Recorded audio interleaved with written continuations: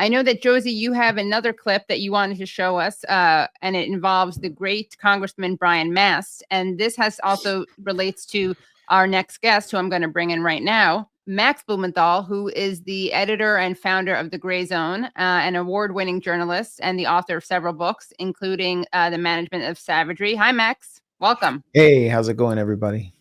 Good. You? Hey, Max. It's the interrupters. The interrupters. Yeah. Everybody high five to the middle of the screen. Yeah. You did a good job.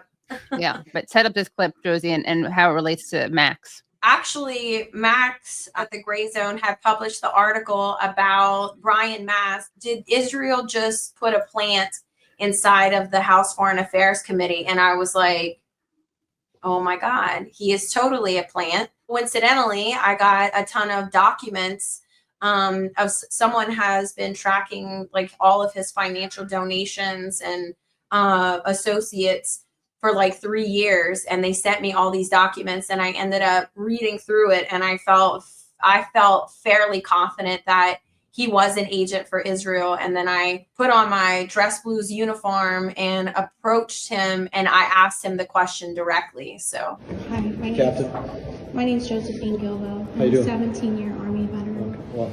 Are you an Israeli spy?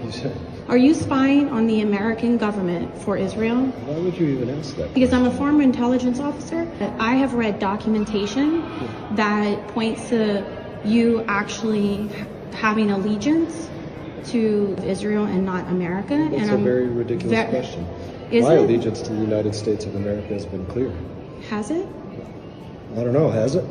Did you almost give your life for America? Absolutely. Because I almost gave my life So did for I, America. 17 years in the Army. Here. Why are you continuing to accept donations from Israeli citizens like the Falek family from Miami? Israel is really a tremendous ally. Israel is not our ally. He felt disrespected because I refused to shake the hands of someone who is complicit in genocide, and he also refused to answer the question. our government is totally infiltrated. Totally infiltrated. If you go through the FAO course, the Foreign Area Officers course, where you serve in a foreign country, you learn about basically the countries that do the most adversarial collection on U.S. officers and intelligence personnel and diplomatic staff overseas. Of course, China and Russia are up there, but it's actually military doctrine that Israel is number one. And what about you, Max? Any thoughts on Mast? Besides your unending gratitude and admiration? Yeah, I think it was my close colleague, Anya, who wrote a piece about Mast. Mast showed up after October 7th in the House, and I think no one knew, most Americans didn't know who he was, in an Israeli uniform because he volunteered for the Israeli military after serving in the U.S. military. And he was like a bomb disposal guy in the U.S. military. He's seen and experienced the damage that munitions can do to a human body, and now he's making sure that they can do that to children and right. Civilians across the Gaza Strip. It's a twisted guy. He's a Gentile in a heavily Jewish district. I mean, it's got all sorts of different people down there. I think he's outdone Nancy Pelosi on insider trading. He's gotten some really good stock tips. So if you're investing, I mean, there's actually a way to follow what members of Congress do. I would follow Brian Mast over Nancy Pelosi. And he actually ran against a pretty interesting person. Do you all know who Pastor Rick Wiles is? Mm-mm. None of you do? No. None of you have ever watched True News? It's Josie, not on my list. Haven't? No. Oh, he looks amazing. Pastor Rick Wiles. You should have had him on. Pastor Rick Wiles is a evangelical pastor from Vero Beach, Florida, who got extremely red-pilled on Palestine and was thrown off YouTube when he did a thing on a special on Jared Kushner and I think Sheldon Adelson and other members of the Trump team called Jew Coup. And he's kind of anti-Semitic. He can be anti-Semitic at times. And we showed you CIA agent, homosexual Anderson Cooper on CNN. Well, over on the other communist news channel, MSNBC, they have another homosexual, Rachel Maddow. You see, America, you've been homosexualized. You've been Judaized. I'm going to just tell you the way it is, okay? Your minds have been captured. You're no longer a Christian nation. Even the Christians don't think like Christians anymore. Right. You've been Judaized. He conflates Zionism with Judaism. That's no good, fam.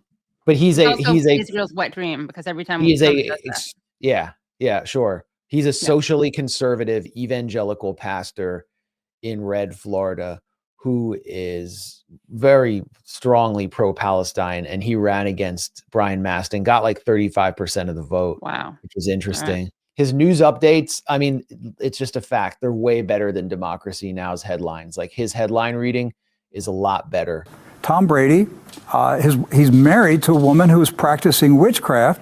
Well, last thing I want to ask before you guys leave, Josie, speaking of Gentiles who are very enthusiastic Zionists, you had an interesting exchange, I believe, with or interaction with John Fetterman. Yeah, that was my first reality that there was corruption inside of our leaders. Up until this point, I had blindly trusted that, there probably was some corruption, but I didn't know how deep it was, because I went to lobby with at the senator's offices in my dress blues, and he came out with an Israeli flag in my face. We're not changing. So there might be more different people that you may want to protesting around. Okay. No. I've been very clear. Wait, very clear. Senator, what question? Have you talked to anything? I'm a Palestinian. I'm going to respect your views. I ask you to respect mine. That's not it's the people. Okay. That's an inhumane view. Being pro-genocide is not a view. I'm a Palestinian. Why can't you look me in the face? I'm a military. I'm an intelligence officer. I'm a Palestinian. Constituent. So you have a right to come on, just leave me alone. I'm an intelligence officer. I demand to speak to him. Tough guy who's always making fun of us, but he wouldn't even come out and speak to the Palestinians who are here, the veterans who are here, people that have spent the time in military intelligence and wanted to talk to him about what this is doing to light the whole region on fire. And Senator Fetterman is a coward. I was devastated, actually, because I was like, oh my God, this is actually what we're up against right now. Yeah.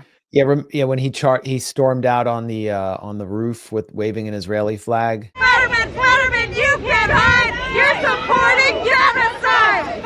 Fetterman, you can't hide. You're supporting genocide. It turned out he actually was trying to signal to his donors. Yeah. Fetterman's flipping Republican. That was hard.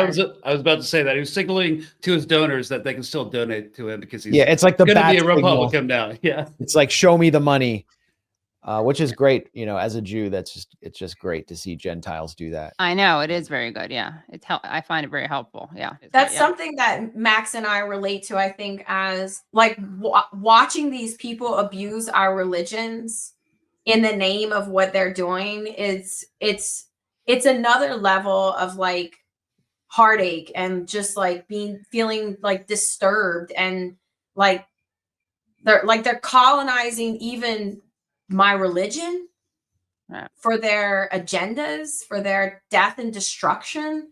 It's like they stop at nothing to do these things. Yeah, it's a Christian majority society, and there's always been Christian supremacism in the U.S., but for a group that comprises about 3% of the population to have a small percentage of members of itself who dominate all the communal institutions, act like they can actually dominate the whole of society for their interest.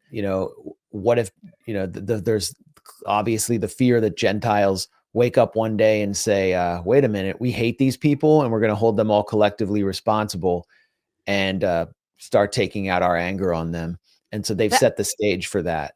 And Zionism wants that. Zionism wants the Jewish diaspora to be destroyed and collapsed, because then we're just going to go take sanctuary in this psychotic little Spartan apartheid state, which actually wouldn't survive for a second without the support of the Gentile authority in Washington being manipulated by its lobby. So Doesn't make sense, but that's what they're aiming for. It does make sense if the goal is a political project as opposed to the safety of Jews. People liked Jews a lot more before the genocide. It's just a fact.